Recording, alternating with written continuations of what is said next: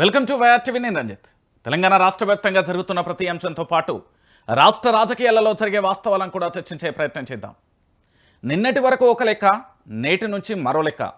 ఇది తెలంగాణ ప్రభుత్వం అంటే కాంగ్రెస్ ప్రభుత్వం చెప్తున్న మాటలు. ఎందుకు మీకు ఈ విషయాన్ని చెప్తున్నానంటే ఒక్కసారి ఆలోచిద్దాం. అధికార ప్రభుత్వం ఏదైనా ఉండనివ్వండి, విపక్షాలు ఏవైనా కానివ్వనండి, కానీ పూర్తి స్థాయిలో జిహెచ్ఎంసీకి సంబంధించి కట్టాల్సిన పన్ను కడుతూనే ఉన్నాం కదా. లేదా జిహెచ్ఎంసీకి సంబంధించి ఏదైనా ఒక కార్యక్రమాన్ని చేసినప్పుడు ఆ కార్యక్రమానికి సంబంధించిన ఫ్లెక్సీలు ఏర్పాటు చేసినప్పుడు ఖచ్చితంగా కూడా దానికి సంబంధించిన రసీదులు తీసుకునే నగరంలో ఎక్కడైనా ఫ్లెక్సీలు ఏర్పాటు చేస్తాం. ఇది మీ అందరికీ తెలిసిన విషయమే. అయితే ఒక నేత మీద ఉన్న అభిమానం కావచ్చు, ఒక నేత మీద ఉన్న ప్రేమ కావచ్చు, ఒక నేతకు ఫాలోవర్ కావచ్చు, లేదా తాను ఒక నేతగా ఎదగడానికి ఒక తొలిమెట్టు కావచ్చు, ఏది ఏమైనప్పటికీ కూడా మొత్తానికి మాత్రం ఒక నేతగా మారేందుకు, లేదా నేతను ప్రమోట్ చేయడానికి, లేదా ఆ నేత మీద ఉన్న ఇష్టంతోని అది పుట్టినరోజులు కానివ్వండి, లేదా మరే కార్యక్రమాలకు సంబంధించి సర్వసాధారణంగా జరిగే ఎపిసోడ్ మీ అందరికీ తెలిసిన విషయమే. సో ఇలాంటి పరిస్థితులలో కాంగ్రెస్ ప్రభుత్వానికి ఎందుకంత భయం? కాంగ్రెస్ ప్రభుత్వానికి అప్పుడే డైపర్లు ఎందుకు దడుస్తున్నాయి? కాంగ్రెస్ ప్రభుత్వంపై ప్రజల విమర్శలు, ప్రజలు చేస్తున్న అసహనం, ప్రజలు ఇస్తున్న తీర్పు సత్యమేవ జయతేనా? అందుకే ఈ భయమా అంటే అవుననే సమాధానం చాలా స్పష్టంగా, క్లారిటీగా, క్లియర్గా వినబడుతుంది. కానీ ప్రభుత్వం అడుగడుగు కూడా కష్టమే అనేది వాళ్ళకు కూడా తెలిసిపోయింది. ఎందుకంటే తెలంగాణ ప్రాంత ప్రజల నుంచి, తెలంగాణ ప్రాంత వాదుల నుంచి, తెలంగాణ నుంచి వ్యక్తమవుతున్న కొన్ని భిన్నమైన అభిప్రాయాలు కాదు, ఒకటే అభిప్రాయం వ్యక్తమవుతుంది. కాంగ్రెస్ పార్టీ ఇక మాకు ప్రభుత్వ పరిపాలన వద్దు, ఇక మాకు మళ్ళీ బీఆర్ఎస్ ప్రభుత్వ పరిపాలనే కావాలి అనే కాడికి ఎందుకు తీసుకొచ్చారు అంటే చిన్న చిన్న ఎగ్జాంపుల్స్ కాదండి, ఇవి సెన్సిటివ్ అంశాలు, రాష్ట్ర వ్యాప్తంగా ప్రతి ఒక్కరికి తెలవాల్సిన విషయం. అందుకే తెలంగాణ ప్రాంత ప్రజలందరికీ కూడా చాలా స్పష్టంగా నేను చెప్పబోతున్నాను. ఈరోజు నా దగ్గర ఉన్న కొన్ని వీడియోలు మీకు చూపెడతాను. దీని తర్వాత అభిప్రాయం ఏదైతేనే మీ ఇష్టం, మీ కామెంట్స్. ఎందుకంటే ఇది మీ ఛానల్, మీకు నచ్చినట్టుగా కామెంట్లు పెట్టుకోర్రి. ఎందుకంటే ఇక్కడ పూర్తి స్థాయిలో వైఆర్ టీవీ తెలుగు న్యూస్ ఛానల్కి సంబంధించి లైవ్ ఏదైతే ఉందో ఈ లైవ్ కింద మీ కామెంట్లు పూర్తి స్థాయిలో పెట్టండి. వాస్తవాలు ఏంటి అనేది తెలంగాణ ప్రాంత ప్రజలకు కూడా తెలిసిపోయే పరిస్థితి ఉంటుంది. సో నేనేమంటున్నానంటే ఇక్కడ కామెంట్లో మీరు కూడా పెట్టుర్రు. ఎందుకంటే తెలంగాణ ప్రాంత ప్రజల అభిప్రాయం కూడా అందరికీ తెలవాల్సిన అవసరం, ఆవశ్యకత, దాని యొక్క ఇంపార్టెన్స్ ఇప్పుడు ఉంది కాబట్టి నేను చెప్పే ప్రయత్నం అయితే చేస్తున్నా. ఎందుకంటే ఇప్పటి వరకు అంటే పూర్తి స్థాయిలో కూడా ఇక్కడ కామెంట్లు మీరు పెట్టుర్రు. అసలు ఏం జరిగింది అనేది ఒక్కసారి మనం మాట్లాడదాం. దానికంటే ముందు ఇది చదివే ముందు నేను ఒక వీడియో చూపెడతా. ఈ వీడియో ఒకసారి చూడండి, మీరందరూ చూడాలి. సో ఇది హైదరాబాద్ మహానగరంలో రాష్ట్రానికి సంబంధించిన మాజీ మంత్రి, BRS party working president Kalvakuntla Taraka రామారావుకు సంబంధించిన జన్మదినం నేడు, అంటే వారు పుట్టినరోజు ఈరోజు. కాబట్టి రాష్ట్ర వ్యాప్తంగా బీఆర్ఎస్ పార్టీ కార్యకర్తలు, బీఆర్ఎస్ పార్టీ ఫాలోవర్స్, బీఆర్ఎస్ పార్టీకి సంబంధించిన ప్రతి ఒక్కరు కూడా నగరంలో ఈ విధంగా ఫ్లెక్సీలు ఏర్పాటు చేశారు. ఫ్లెక్సీలు ఏర్పాటు చేస్తే పూర్తి స్థాయిలో కూడా ఎక్కడికక్కడ ఫ్లెక్సీలను తొలగించే కార్యక్రమంలో నిమగ్నమైపోయింది మన రాష్ట్ర ప్రభుత్వానికి సంబంధించి కాంగ్రెస్ ప్రభుత్వం. మరి కాంగ్రెస్ ప్రభుత్వం ఎందుకు అంతలా భయపడుతుంది అనేది ఇప్పటికీ కూడా అర్థం కాని విషయం. ఒకసారి ఈ ఫ్లెక్సీలు అన్నీ కూడా చూడండి. ఎక్కడికక్కడ జిహెచ్ఎంసీ ఆధ్వర్యంలో పూర్తి స్థాయిలో ఫ్లెక్సీలను తొలగిస్తున్న దృశ్యాలు కావచ్చు, లేదా ఆ ఫ్లెక్సీలను ఎక్కడికక్కడ కూడా తొలగిస్తూ చించేస్తున్న దృశ్యాలను మీరు చూస్తున్నారు. ఈ విజువల్లో కనబడేటి అన్నీ కూడా హైదరాబాద్ మహానగరానికి సంబంధించిన జిహెచ్ఎంసీకి సంబంధించి హైడ్రా అధికారులకు సంబంధించి కేటీఆర్ పుట్టినరోజు సందర్భంగా వారి యొక్క అభిమానులు కావచ్చు, బీఆర్ఎస్ పార్టీకి సంబంధించిన కార్యకర్తలు కావచ్చు, లేదా వాళ్ళందరూ పూర్తి స్థాయిలో కూడా ఏర్పాటు చేసుకున్నటువంటి ప్రేమతో కావచ్చు, ఫాలోవర్స్తో కావచ్చు, ఇష్టంతో కావచ్చు, అన్న అనే బంధం కావచ్చు, లేకపోతే పార్టీకి సంబంధించి ఏదైనా కావచ్చు. సో వారి యొక్క ఫ్లెక్సీలను నగరంలో ఎక్కడా లేకుండా పూర్తి స్థాయిలో కూడా తొలగించారు. సో దీని మీద మీరేమంటారు? ఎందుకు నేను ఈ మాట మాట్లాడినా అంటే ఒక రాష్ట్రానికి సంబంధించి ప్రత్యేక రాష్ట్రాన్ని తీసుకొచ్చిన ఉద్యమ నాయకుడు కేసీఆర్, వారి యొక్క వారసుడు కల్వకుంట్ల తారక రామారావు, దాంట్లో పాటు సిరిసిల్లకు సంబంధించిన ప్రస్తుత MLA, member of legislative assembly సభ్యుడు, మళ్ళీ మాజీ మంత్రి, బీఆర్ఎస్ పార్టీకి ప్రస్తుతం వర్కింగ్ ప్రెసిడెంట్గా కొనసాగుతున్నారు. దాంట్లో భాగంగా ఒక ప్రధానమైన బలమైన విపక్ష పార్టీ, అందులో ప్రాంతీయ పార్టీ అయినటువంటి బీఆర్ఎస్ పార్టీ మీద ఇంతలా కర్కశం, ఇంతలా ఆవేదన, ఇంతలా అక్కస్సు, ఇంతలా ఎందుకు అనేది కాంగ్రెస్ ప్రభుత్వం అయినా చెప్పాలి, లేదా హైడ్రా అయినా చెప్పాలి. నేనేమంటున్నానంటే సరే ఫ్లెక్సీలు అన్నీ తొలగిద్దాం, ఏంది వర్షాకాలం ఫ్లెక్సీలు కింద పడతాయి, లేకపోతే ఇంకోటి అంటే సరే నేను కూడా వాళ్ళను యాక్సెప్ట్ చేద్దాను. మరి ఇక్కడ రేవంత్ రెడ్డి గారికి సంబంధించిన ఫ్లెక్సీ ఇగో ఇక్కడ మీకు కనబడుతుంది కదా. సరే ఒక్కసారి మీకు ఇది జూమ్ చేసి చూపించే ప్రయత్నం చేస్తా. ఇక వస్తుంది చూడండి. మరి దీన్ని ఎవరు తీయాలండి? హైడ్రా అధికారులకు కానీ లేకపోతే జిహెచ్ఎంసీకి ఈ ఫ్లెక్సీ కనబడతలేదా? ఈ ఫ్లెక్సీలు కనబడతలేవా? ఇంకా ఏది కట్టెలతోని పూర్తి స్థాయిలో బందోబస్తుగా 1 2 3 4 ఫోటోలు వేసి అటో 4 ఈకలు ఇటో 4 ఫోటోలు వేసిరు కదా. మరి ఇవి కనబడతలేవా? కేవలం కల్వకుంట్ల తారక రామారావుకు సంబంధించిన ఫ్లెక్సీలే ఎందుకు కనబడుతున్నాయి అంటే ప్రజల నుంచి వ్యతిరేకత ఎంత బలంగా వినబడుతుందో, ప్రజల నుంచి వస్తున్న రెస్పాన్స్ చూడలేక, దాంతోపాటు హైదరాబాద్ మహానగరానికి సంబంధించి అభివృద్ధి ప్రదాతగా చెప్పుకునే కేటీఆర్, ఎందుకు నేను అంటున్నానంటే వారు ఇన్ఫర్మేషన్ టెక్నాలజీ ఐటీ టెక్నాలజీకి సంబంధించిన మినిస్టర్గా పనిచేస్తారు. ఈరోజు హైదరాబాద్లో కనబడుతున్న ఫ్లైఓవర్లు కానీ, హైదరాబాద్లో కనబడుతున్న రోడ్లు కానీ, హైదరాబాద్లో కనబడుతున్న మెట్రో కానీ, హైదరాబాద్కు సంబంధించిన హైటెక్ సిటీ కానీ, అటు నానక్రామ్గూడ కానీ, లేకపోతే కొండాపూర్ కానీ, గచ్చిబౌలి కానీ, మాదాపూర్ కానీ, ఈ పరిసర ప్రాంతాలలో ఐటీ దిగ్గజ కంపెనీలు రావడానికి ప్రముఖంగా ప్రధానమైన కారకుడు కల్వకుంట్ల తారక రామారావు. సో పూర్తి స్థాయిలో కూడా ఎక్కడికక్కడ తొలగించే ప్రయత్నం చేస్తుండ్రు. మరి తొలగిస్తున్నారు, ఓకే, అది ప్రజల గుండెల నుండి తొలగించే ప్రయత్నం అయితే చేయలేరు కదా. లేదు, పూర్తి స్థాయిలో ప్రజలకు సంబంధించిన వాళ్ళ యొక్క భావాలకు అంటే ప్రజలకు సంబంధించి కేటీఆర్ మీద ఉన్న ప్రేమను తొలగించలేరు కదా. మొన్ననే కదా గిఫ్ట్ ఏ స్మైల్ అనే కార్యక్రమాన్ని పెట్టి ఎవరైతే కేసీఆర్ కిట్టు ఈ ప్రభుత్వం నిర్లక్ష్యం చేసి, ఈ ప్రభుత్వం ఇవ్వలేకపోతే, ఈ ప్రభుత్వం వల్ల కాకపోతే, ఈ ప్రభుత్వం ఆ పథకాన్ని పక్కన పెడితే, ఈ ప్రభుత్వం అది ఇవ్వలేను అని ఎత్తేస్తే, ఈ ప్రభుత్వం మహిళల పట్ల, గర్భిణీల పట్ల, అప్పుడే పుట్టిన పసిబాలుల పట్ల నిర్లక్ష్యాన్ని చూడలేక కల్వకుంట్ల తారక రామారావు తెలంగాణ భవన్లో పంచిపెట్టింది కదా కేసీఆర్ కిట్టు. మరి ఆ విషయంలో ఎందుకు మాట్లాడలేక, మరి దానికి సంబంధించి ఎందుకు చేయలేకపోతుంది? ఒక్కసారి ప్రజల నుంచి వచ్చిన కామెంట్స్ చూద్దాం. తండ్రికి తగ్గ తనయుడు 29 రాష్ట్రాలలో గొప్ప ఐటీ మినిస్టర్గా పేరుగాంచిన శ్రీ కల్వకుంట్ల తారక రామారావు గారికి జన్మదిన శుభాకాంక్షలు. అధికారంలో ఉన్న ప్రతిపక్షంలో ఉన్న ప్రజల కోసం పనిచేసే వాళ్లకు మంచే జరుగుతుంది. ఇగో ఇక్కడ చూడు, అన్నగారు వాళ్ళు ఫ్లెక్సీలు చేసినంత మాత్రాన నిజంగానే ఉంటుంది. టీఆర్ఎస్ పార్టీ ప్రజల కోసం ఏం చేశారు అది ప్రజలందరికీ తెలుసు. రాబోయే రోజులలో టీఆర్ఎస్ పార్టీ భారీ ఘన విజయం రాబోతుంది. హ్యాపీ బర్త్డే కేటీఆర్ అన్న, జై తెలంగాణ. ఇక చూడు, ఇది ప్రజల రెస్పాన్స్, ప్రజల నుంచి వస్తున్న రెస్పాన్స్. ఫ్లెక్సీలు తొలగించినంత మాత్రాన, ఫ్లెక్సీలు ఏది ఎక్కడ కనిపించకపోయినంత మాత్రాన నిజంగానే ఉంటుంది. చాలా అద్భుతంగా చెప్పిండు బాలకృష్ణ. ఏమని చెప్పిండంటే, అన్నగారు వాళ్ళు ఫ్లెక్సీలు చించేసినంత మాత్రాన నిజంగానే ఉంటుంది. నిజంగానే ఉంటుంది, సత్యం కదా ఇది. సో పూర్తి స్థాయిలో కూడా ఎందుకు అంటే ఇంత అక్కసు ఎందుకు అనేది ఇప్పటికీ కూడా అర్థం కాని పరిస్థితి కనబడుతుంది.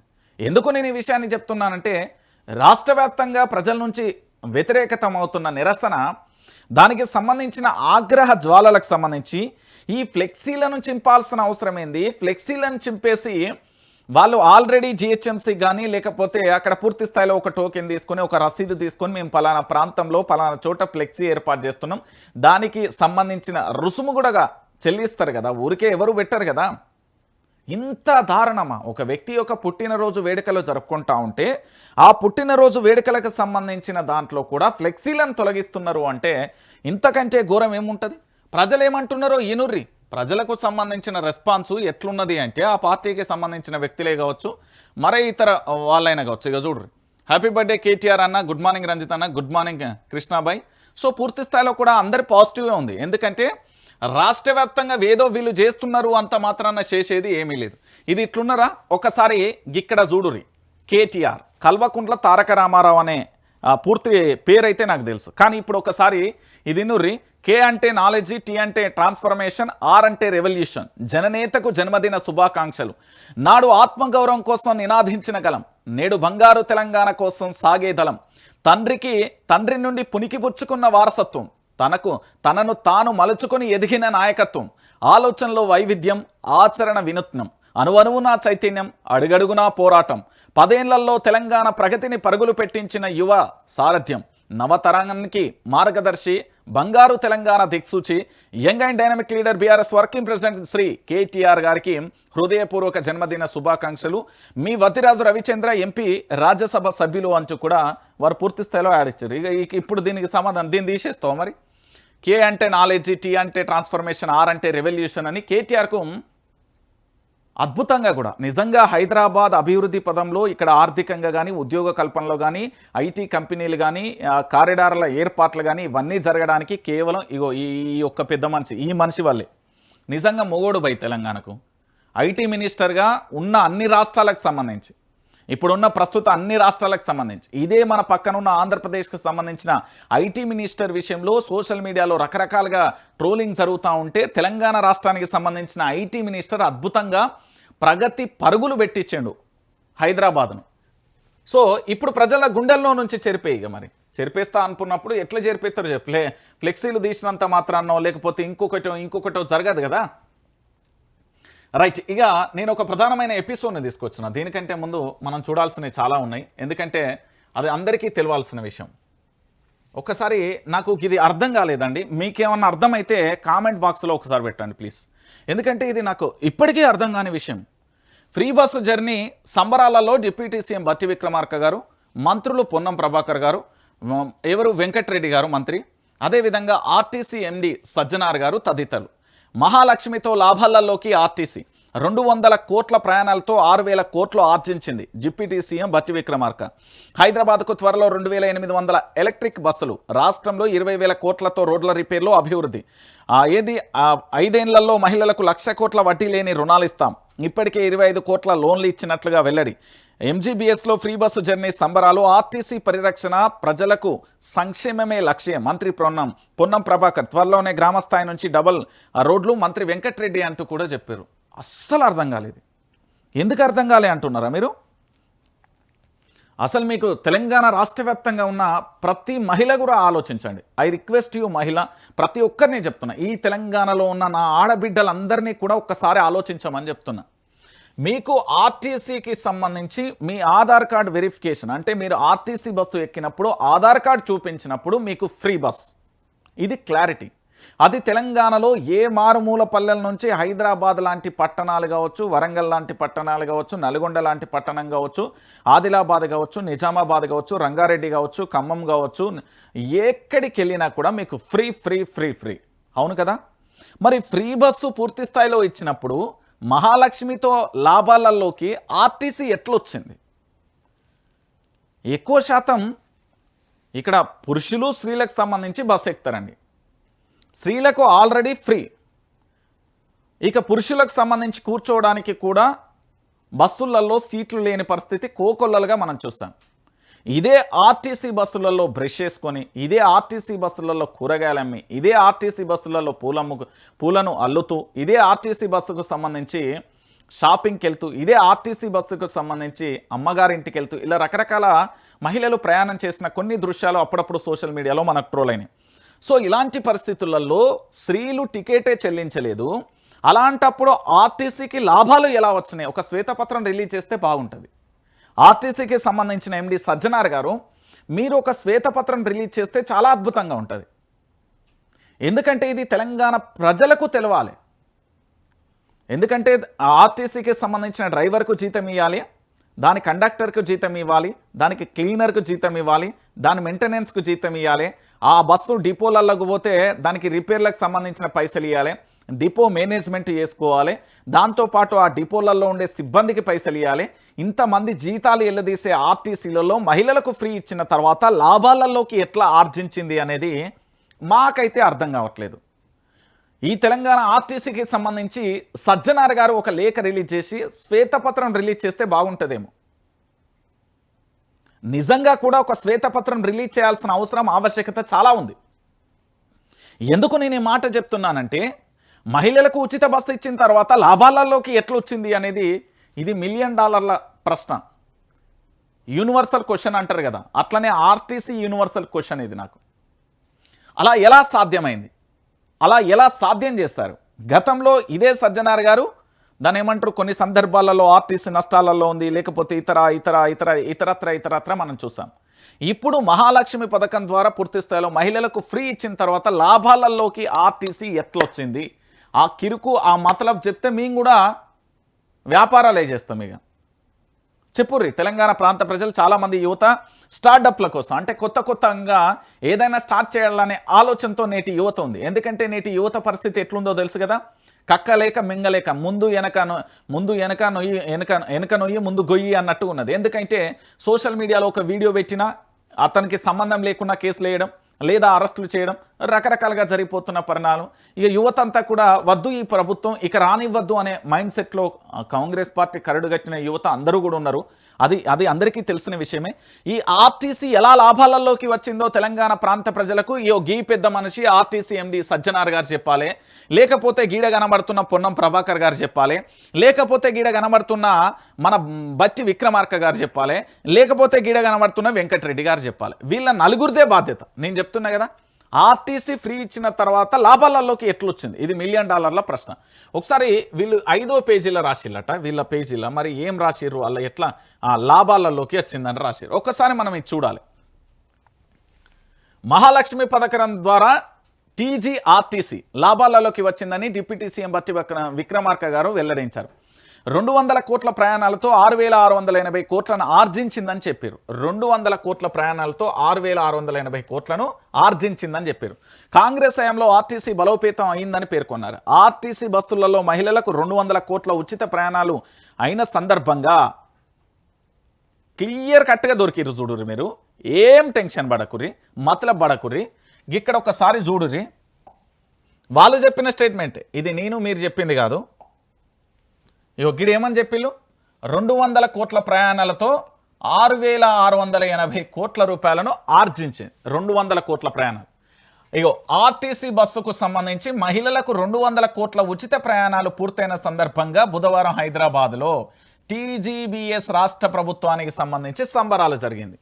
200 కోట్ల ప్రయాణాలు, 200 కోట్ల ఉచిత ప్రయాణాలతోని 6,680 కోట్ల రూపాయలు ఎట్లొచ్చినాయి అదొకటి చెప్తే చాలు మాకు. ఎందుకంటే ఇది అంతా మంచిగా చెప్తారు కదా, మహిళలకు ఉచితంగా బస్సు ఛార్జీలకు 6,680 కోట్లకు సంబంధించి అంటే 200 కోట్ల మహిళలు ప్రయాణికుల బస్సు ఛార్జీలు 6,680 కోట్లు ఆర్టీసీకి ప్రభుత్వం చెల్లించింది. ఎవరు చెల్లించిర్రు? చూడు, లాభాలు వచ్చినాయని ఎంత అబద్ధం చెప్తున్నారు భయ్. మన సంపద అండి. అంటే మీరు ఈ వైఆర్టీవీ చూస్తున్న ప్రతి ఒక్కరికి చెప్తున్నా, మీ కష్టం, మీ యొక్క ట్యాక్స్లు, మీరు చెల్లిస్తున్న పన్నుల ఆధారంగా వచ్చిన పైసలను ఆర్టీసీకి చెల్లించాలి. చూడు, 200 కోట్ల మహిళా ప్రయాణికులు బస్సు ఛార్జీలు 6,680 కోట్లను ఆర్టీసీకి ప్రభుత్వం చెల్లించిందని తెలిపారు. ఆర్టీసీ సంబరాలు ఎట్లయితే ఫ్యాక్ట్గా, జెన్యూన్గా, న్యాచురల్గా ఆలోచించండి. 200 కోట్ల మహిళా ప్రయాణికులు బస్సులలో ప్రయాణించారు. ఈ తెలంగాణలో వీళ్ళు ఆర్టీసీకి సంబంధించి మహాలక్ష్మి పథకం కింద తీసుకొచ్చిన ఆర్టీసీ ఫ్రీ అంటే ఉచిత బస్సు ప్రయాణం ఏదైతే ఉందో ఆ ప్రయాణంలో ఇప్పటి వరకు స్టిల్ నిన్నటి వరకు అనుకోండి వీళ్ళ లెక్కల ఏమని చెప్పిళ్ళు, 200 కోట్ల మహిళా ప్రయాణికులు బస్సు ఛార్జీలు 6,680 కోట్లను ఆర్టీసీకి ప్రభుత్వం చెల్లించింది. మరి లాభాలు ఎక్కడి నుంచి వచ్చినాయి? ప్రభుత్వం చెల్లించిందట. అంటే మన పైసలు ఉచిత బస్సు పేరుతోని మన పైసలను ఆర్టీసీకి చెల్లించింది. మళ్ళీ లాభాలని ఇవన్నీ దేనికోసం? ఈ లాభాలనే సంబరాలు ఎవరి కోసం? ఆర్టీసీ నుంచి ఆదాయం రాలే ప్రభుత్వానికి. ప్రభుత్వం నుంచి ఆదాయాన్ని 6,680 కోట్ల రూపాయలను ప్రభుత్వం ఆర్టీసీకి చెల్లించింది. ఇది నేను చెప్పిన మాట, ఇది ఏదో కల్పితం కాదు, వాళ్ళు చెప్పిన మాటే. 200 కోట్ల మహిళా ప్రయాణికుల బస్సు ఛార్జీలు 6,680 కోట్లను ఆర్టీసీకి ప్రభుత్వం చెల్లించిందని తెలిపారు. నలుగురు మంత్రులు ఎంత స్పష్టంగా పచ్చి అబద్ధం ఆడిల్లంటే ఇంతకంటే ఇంకేముంటుందండి?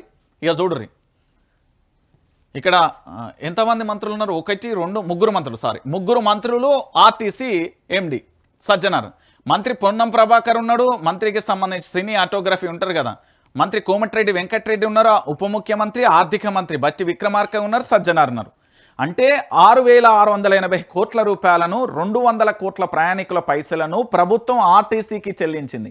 ఆర్టీసీ వచ్చిన లాభాలను ప్రభుత్వానికి చెల్లించలేదు. సో క్లియర్ కట్గా ఎవరికి లాభాలు వచ్చినాయి అనేది మీరే ఆలోచించుకోరు. మళ్ళీ ఆర్టీసీ మంచి జరిగిందంటే నేనేమనలేదు. దానితో పాటుగా మరో ప్రధానమైన అంశం, గులాబీ పార్టీకి అగ్ని పరీక్ష. లోకల్ ఎన్నికలు, బీఆర్ఎస్కు ఫ్రీ ఫైనల్ అన్న కేటీఆర్. జెడ్పీటీసీ స్థానాలు 16 నుంచి 18 గెలవాలన్న హరీష్ రావు. జాగృతితోనే ముందుకు సాగుతున్న ఎమ్మెల్సీ కవిత. నివురుగప్పిన నిప్పుల గ్రూపులు మెజార్టీలు ఎలా ఆషామాషిగా తీసుకోవద్దు. లోకల్ బాడీ ఎన్నికలపై గులాబీ పార్టీ నజర్. అభ్యర్థులపై నేతల ఏకాభిప్రాయానికి రావాలి. కేసీఆర్ మళ్ళీ సీఎం కావాలంటే స్థానికం కీలకం. బీఆర్ఎస్ వర్కింగ్ ప్రెసిడెంట్ కేటీఆర్ అంటూ కూడా ఇక్కడ ఒక ప్రధానమైన అంశాన్ని కనబడతాను. నేనేమంటున్నానంటే ఇప్పటి వరకు తెలంగాణ రాష్ట్ర వ్యాప్తంగా గాయపడ్డావా, గోసపోయావా, నష్టపోయావా, నరకం చూస్తున్నావా, నీ ప్రమేయం లేకుండా నీపై ఎఫ్ఐఆర్లు నమోదయ్యాయా, అసలు నీకు సంబంధం లేకుండా నువ్వు అరెస్ట్ అయ్యావా, నీకు సంబంధం లేని విషయాలలో నేను ఇబ్బంది పెట్టారా?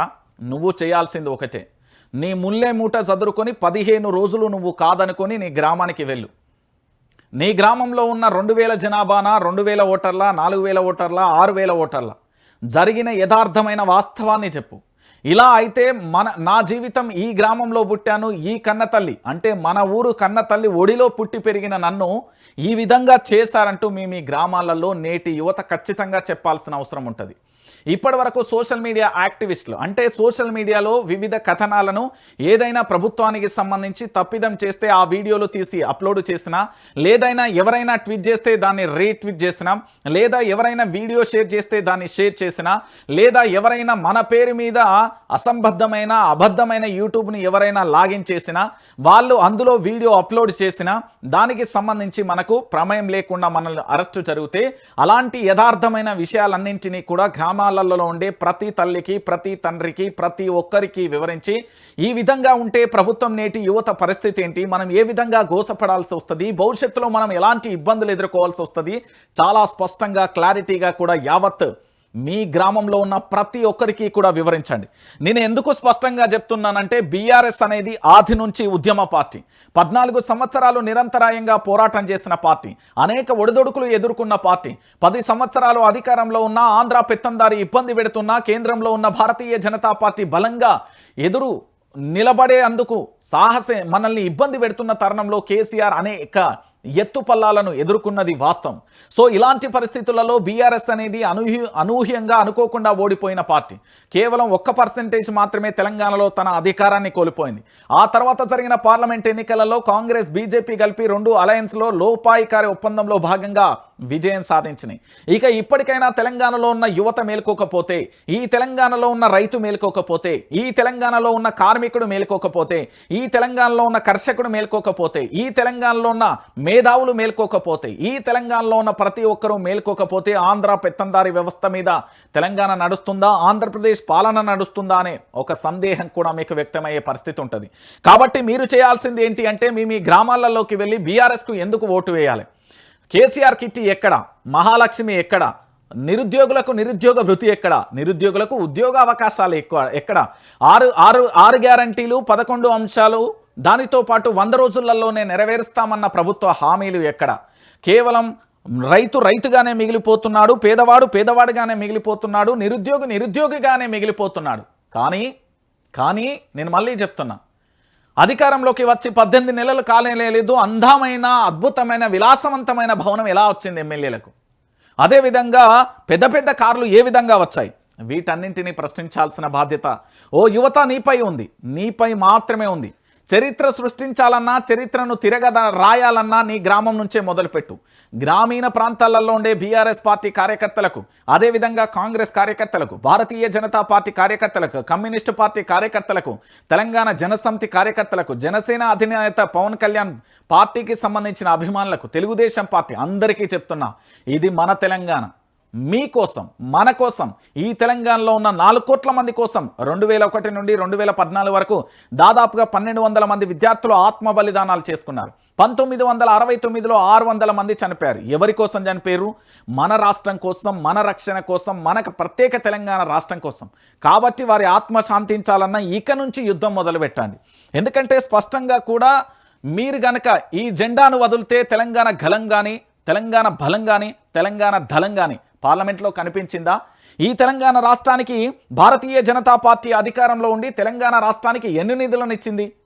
ఇక్కడ ఉన్న కాంగ్రెస్ ప్రభుత్వం 6 గ్యారంటీలు, 11 అంశాలు కేవలం 100 రోజులలోనే నెరవేరుస్తానని ఎంతవరకు నెరవేర్చింది? ఒకసారి మీరు అందరూ ఆలోచించాలి. కాబట్టి గ్రామీణ ప్రాంతాలలో కేసీఆర్ మీద జరుగుతున్న ఈ ప్రభుత్వాలు చేస్తున్న ఫోన్ ట్యాంపరింగ్ కానీ, లేదా ఫార్ములా ఈ రేస్ కానీ, లేదా విద్యుత్ కొనుగోలు కానీ, లేదా కాళేశ్వరం కానీ, పేర్లు మాత్రం పలకడానికి అద్భుతంగా ఉన్నప్పటికీ ఎక్కడా స్కామ్ జరగలేదు, ఎక్కడా మొత్తం స్కీములు మాత్రమే అమలయ్యాయి, స్కాములు జరగలేదు. కాబట్టి ఈ గులాబీ జెండా తెలంగాణ రాష్ట్రానికి రక్షణ. నేను మళ్ళీ చెప్తున్నా, గాయపడి గోసపడి ఇబ్బంది పడతారో లేదు నిలబడి కలబడి కాపాడుకుంటారో కేసీఆర్ను మీ ఇష్టం. ఇది తెలంగాణ ప్రాంత ప్రజలందరికీ కూడా వర్తిస్తుంది. ఎందుకంటే ఈ జెండా మాత్రమే ఈ తెలంగాణకు రక్షణ. ఒక జర్నలిస్ట్గా కాదు, ఒక కామన్ మ్యాన్గా కాదు, ఒక మనిషిగా చెప్తున్నా. ఎందుకంటే బనకచెర్ల ప్రాజెక్టు 84,000 కోట్ల రూపాయలు ఇస్తుంటే కాంగ్రెస్ పార్టీకి సంబంధించిన ఎంపీలు, భారతీయ జనతా పార్టీకి సంబంధించిన ఎంపీలు ఢిల్లీకి వెళ్ళి ప్రధాని నరేంద్ర మోడీ గారి అపాయింట్మెంట్ తీసుకొని, అయ్యా మా నీళ్లను అంటే మా తెలంగాణ గడ్డ మీకెళ్ళి గోదావరి కృష్ణా జలాలు వెళ్తా ఉన్నాయి, ఈరోజు బనకచెర్ల ప్రాజెక్ట్ అని తీసుకొచ్చి మా జలాలను వాళ్ళు మొత్తం తీసుకెళ్తే మేము తెలంగాణ ఉద్యమంలో గోదావరి చుట్టూ నీళ్ళు ఉండి సుక్కా దొరకలే, గలాంటి పాటలే మేము వాడుకోవాలా, ఏంది మమ్మల్ని ఎడారి చేస్తారా అని మాట్లాడే కనీసం నైతిక విలువలు లేని వాళ్ళు కేవలం స్వార్థ కుటిల రాజకీయాల కోసం, పదవుల కోసం మాత్రమే కేవలం వాళ్ళ వ్యాపారాల సామ్రాజ్యాన్ని విస్తరించడానికి మాత్రమే వాళ్ళు ఉన్నారు తప్ప ఈ తెలంగాణ అభివృద్ధి కోసమో ఈ తెలంగాణ ఆకాంక్ష కోసం మాత్రం ఏ ఒక్కరు లేరు. కానీ నేను మళ్ళీ చెప్తున్నా, ఈ జెండాను కాపాడుకోరి. నేను చెప్తున్నా, గ్రామీణ ప్రాంతాలలో ఈ జెండాను మీరు కాపాడుకుంటేనే ఇక్కడి తెలంగాణ రాష్ట్రం అనేది సస్యశ్యామలంగా ఉంటుంది. లేకపోతే ఇక అది మీ ఇష్టం. ఎందుకంటే అది తెలంగాణ ప్రాంత ప్రజలకు చెప్పాల్సిన బాధ్యత నాది కాబట్టి చెప్పిన. ఇక ఎన్నికలు ఇప్పటిదాకా మనం మాట్లాడుకున్నాం కదా, అదే స్టోరీ. రేపటితో నెలపూర్తి 30 రోజులలో రిజర్వేషన్లు తేల్చాలన్న హైకోర్టు, నేటికి రాని స్పష్టత. 25తో ముగుస్తున్న గడువు, పంచాయతీరాజ్ అధికారులు తర్జన భర్జన. కేంద్రంపై ఒత్తిడి పెంచేందుకు ఇప్పటికే ఢిల్లీకి సీఎం మంత్రులు అంటూ కూడా చూస్తున్న పరిస్థితి కనబడుతుంది. ఏమని చెప్పిళ్ళు, సెప్టెంబర్ 30లోగా నిర్వహించాలని గత నెల 25న ఇది హైకోర్టు తీర్పునిచ్చింది. మొదటి నెల రోజులలో రిజర్వేషన్లు ఖరారు చేయాలని, ఆ తర్వాతి 2 నెలల్లో ఎన్నికలు నిర్వహించాలని స్పష్టం చేసింది. అయితే రిజర్వేషన్లపై ప్రభుత్వం విధించిన గడువు రేపటితో, ఇవాళ 24/7/2025 అంటే రేపటితో ముగుస్తున్నది కాబట్టి ఖచ్చితంగా కూడా ఈ ముగుస్తున్న గడువును ఖచ్చితంగా కూడా ప్రభుత్వం చెప్పాల్సిన అవసరం ఉంటుంది. కానీ మన రాష్ట్ర ముఖ్యమంత్రి తన యొక్క మంత్రివర్గాన్ని కొంతమందిని తీసుకొని, కొంతమంది అధికారులను తీసుకొని ఇప్పటికే ఢిల్లీకి వెళ్ళిన పరిస్థితి మనం చూసాం. సో ఢిల్లీకి వెళ్ళారు కాబట్టి ఆ బీసీ రిజర్వేషన్ల ప్రక్రియ ఏమవుతుంది అంటే, నేను ఢిల్లీకి వెళ్ళాను, ఎవరూ సపోర్ట్ చేయలేదు, నేను వచ్చాను, ఇదే మాట అనకపోతే నన్ను అడుగురు గంతే. అంతకుమించి ఇంకేదైనా చెప్తాడు అనుకుంటే అది మీ యొక్క ఇక మీ విఘ్నతకే వదిలేస్తున్నా. ఆయన చెప్పాడు, నేను చెప్తున్నా కదా, రైట్. ఇక ఫోన్ ట్యాంపరింగ్, ఏది ట్యాంపరింగ్ తప్పు కాదు. రేవంత్ నగరంలో 2 చోట్ల ఇజ్రాయిల్ ఇంటర్సెప్టర్స్, పోలీస్ ప్రధాన కార్యాలయంలో సర్వర్స్, ముఖ్యనేత ప్రధాన అనుచరుడి పర్యవేక్షణ. ప్రైవేట్ ట్యాంపరింగ్, దొంగ చెవుల దందా. రేవంత్ రెడ్డి సర్కార్ నిర్వాకం ఇది. కీలక నేతలు, ప్రజాప్రతినిధులపై నిఘా. పోలీసులకు అప్పగింతపై ఇబ్బందులని జాగ్రత్త. మంత్రులు ఇతరులకు చెప్తారని భయం. ఫోన్లపై నిఘా పెడుతున్నామని ఓ ఐఫోన్ యూజర్కు వచ్చిన అలర్ట్ మెసేజ్. ఇక చూడుర్రి, ఇది నేను చెప్పలే, మొన్న నేను చూపించిన కదా, ఇది ఇక చూడుర్రి. ఇక్కడ ఐఫోన్కు సంబంధించి ఏమని ఫోన్ల మీద నిఘా పెడుతున్నారని ఐఫోన్ ఏం చేస్తుంది అంటే అలర్ట్ చేస్తుంది. మీ ఫోన్ ఎవరైనా వింటున్నా, ఫోన్ ట్యాంపరింగ్ జరుగుతున్నా, మీ ఫోన్కు సంబంధించిన సంభాషణ జరుగుతున్నా, ఏదున్నా కూడా ఇక్కడ పూర్తి స్థాయిలో ట్రాకర్స్ మీ మీద ట్రాక్ చేస్తున్నారు అని ఇట్లా చెప్తుంది అన్నట్టు. సో ఫోన్ ట్యాంపరింగ్ ప్రస్తుతం రాష్ట్రంలో ప్రభుత్వ వర్గాలను కుదిపేస్తున్న అంశం ఇది. అధికార దర్పణం దేవుడెరుగు. మంత్రులు, ఎమ్మెల్యేలతో పాటు కాంగ్రెస్లోని కీలక నేతలను నీడను సైతం నమ్మలేని భయాందోళనలో కొట్టుమిట్టాడుతున్నారు. ఏ ఇద్దరు కలిసినా దీనిపై చర్చ జరుగుతుండడంతో అసలు ఫోన్ ట్యాంపరింగ్ పై కూపిలాగేందుకు ప్రయత్నించిన కొందరు కీలక మంత్రులకు షాకు గురయ్యే వాస్తవాలు వెల్లడాయి.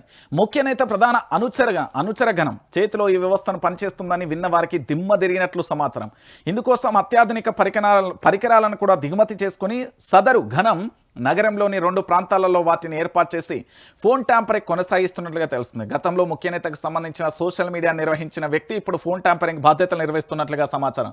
ధనుష్ టు పెదరాయిడ్ టు ధనుష్ అన్నట్టుగా ఆ వ్యక్తి కేవలం బాస్ సూచనలు పాటిస్తూ ఆయనకే నేరుగా రిపోర్ట్ చేస్తున్నట్టుగా తెలుస్తుంది.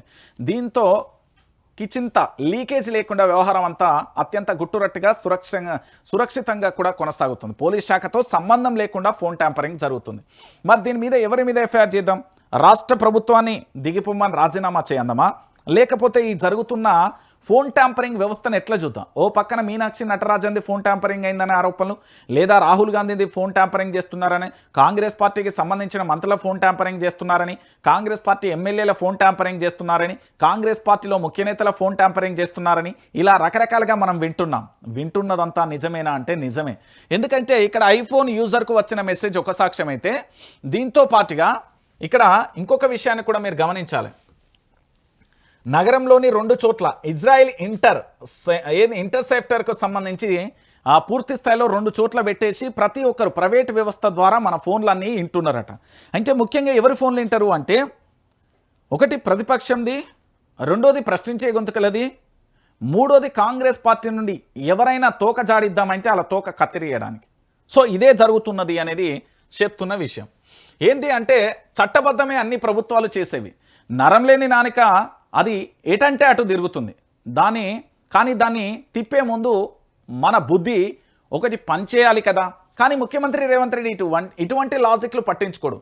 తాను చేస్తే ఒప్పు, వేరే వాడు చేస్తే తప్పు, ఇది మాత్రమే ఆయనకు తెలిసిన సిద్ధాంతం. అందుకు తాజాగా ఉదాహరణ ఫోన్ ట్యాంపరింగ్ మీద ఆయన ఇచ్చిన అమూల్యమైన సందేశం. ఫోన్ ట్యాంపరింగ్ తప్పు కాదని ఆయన బుధవారం ఢిల్లీలో చిట్చాట్లో తేల్చి చెప్పారు. అన్ని ప్రభుత్వాలు ఫోన్ ట్యాంపరింగ్ చేస్తాయని, ప్రస్తుతం తమ ప్రభుత్వం కూడా చేస్తుందని ఆయన అంగీకరించిండు. ఫోన్ ట్యాంపరింగ్ జరుగుతుందని అంగీకరించాడు. తద్వారా రాష్ట్రంలో రేవంత్ ప్రభుత్వం ఫోన్ ట్యాంపరింగ్కు పాల్పడుతుందంటూ నమస్తే తెలంగాణలో ప్రచురించిన కథను ధృవీకరించింది.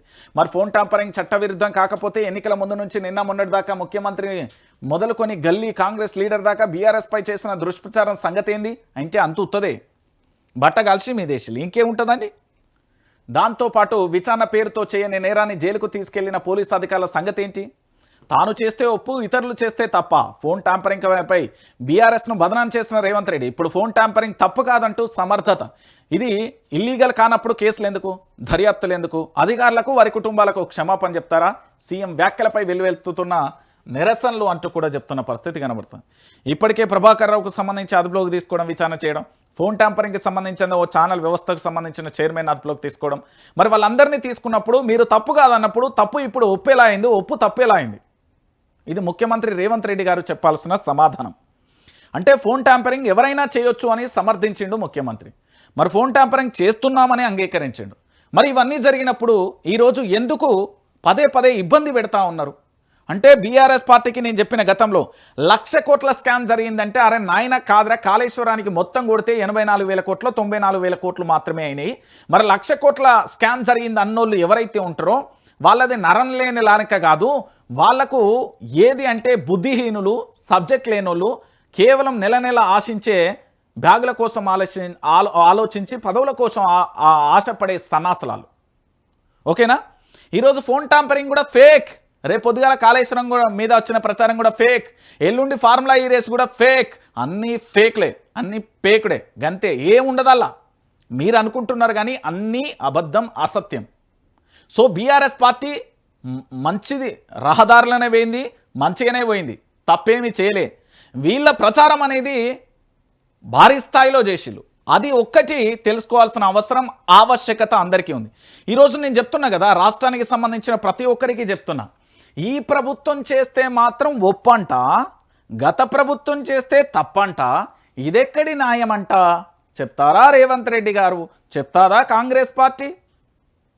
వాళ్ళ పార్టీ వాళ్ళే ఇప్పుడు చిచ్చు పోసుకుంటున్నారు, నా ఫోన్ ట్యాంపరింగ్ అవుతుంది, నా ఫోన్ అసలు ఫోన్ ట్యాంపరింగ్ ఇల్లీగల్ కాదు, అది అన్ని ప్రభుత్వాలు చేసేదే. అయితే అనుమతి తీసుకొని చేయాల్సి ఉంటుంది. గత సర్కార్ హయాంలో నా ఫోన్ ట్యాంపరింగ్ కాలేదు. ఒకవేళ అయ్యి ఉంటే నన్ను సిట్ విచారణకు పిలిచేవారు కదా. ఇప్పటి వరకు నన్ను విచారణకు పిలవలేదంటే నా ఫోన్ ట్యాంపరింగ్ కానట్టే కదా. అంటే ముఖ్యమంత్రి చెప్పినవన్నీ అబద్ధాలే కదా, ముఖ్యమంత్రి చేసే స్టేట్మెంట్లన్నీ అబద్ధాలే కదా. అంటే ఇప్పుడు మనమేం మాట్లాడుకుందాం? ఒక్కసారి మనందరం కూడా ఆలోచించాలి. రాష్ట్రానికి సంబంధించిన ప్రజలందరూ కూడా ఆలోచించాలి. మన రాష్ట్రానికి సంబంధించిన యువత అంతా కూడా ఆలోచించాలి. మన రాష్ట్రానికి సంబంధించిన సబ్బండ వర్గాలు ఆలోచించాలి.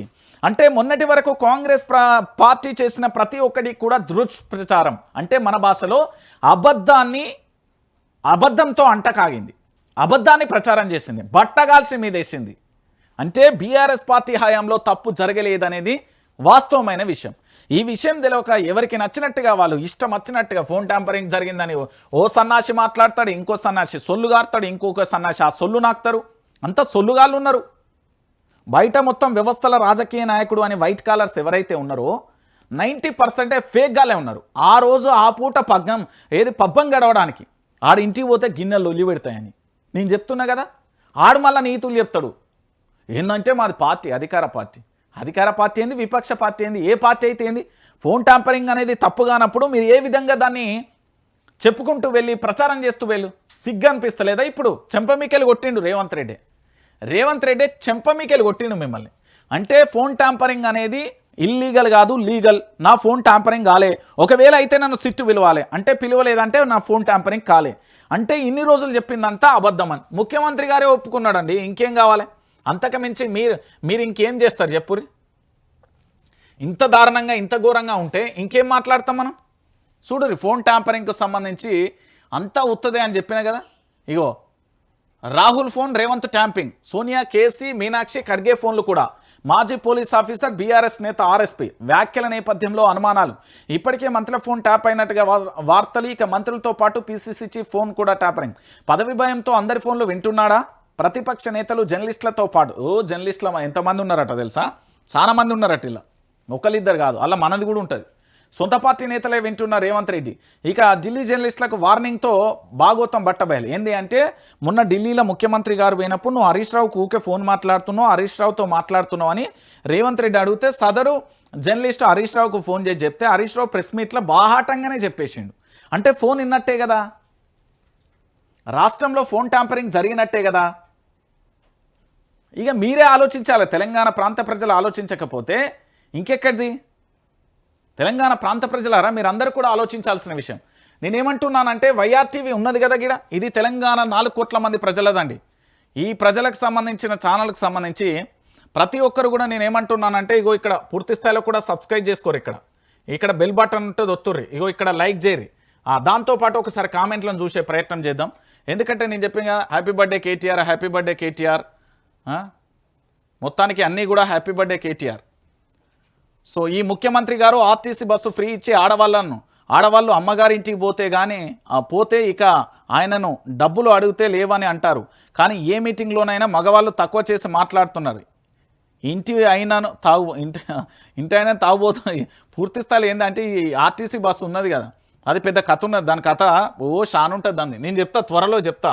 అది పెద్ద మిస్టరీ. ఈరోజు 200 కోట్ల మంది ప్రయాణికులు జరిగిరన్నారు కదా, ప్రయాణించరు. అది 6,680 కోట్ల పైచీలకు ఉంది కదా, అది ప్రభుత్వమే ఇచ్చింది. సో ఆర్టీసీ ఎంత నష్టాలలో జరుగుతుందో ఆర్టీఏ ఇచ్చినా వచ్చినాకే చెప్తా.